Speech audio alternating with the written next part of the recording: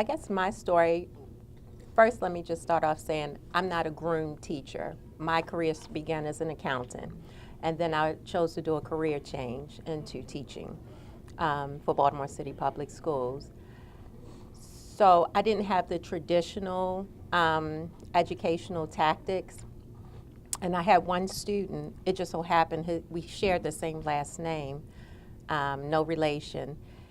And he would come to my class. He was not my student. He would come to my class and speak and say, oh, hi, Mom, and we kind of joke.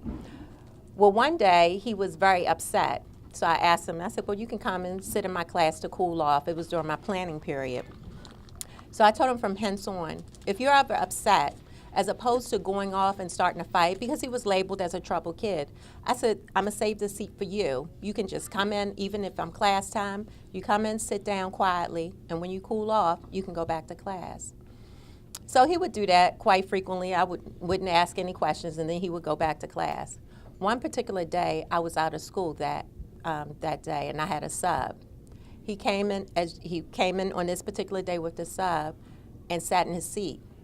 The sub didn't know who he was, and I didn't leave any note about this. So when she asked him, of course he was already angry, and she said, no, you don't belong in this classroom. And she called the school police. The school police locked the student up, and he ended up being expelled from the school. So when I found out about it, I spoke with the principal, and she's like, no, he was too far gone. She was like, even though that was some arrangement, you had no right to make that arrangement, and he was too far gone, and he had already caused enough trouble.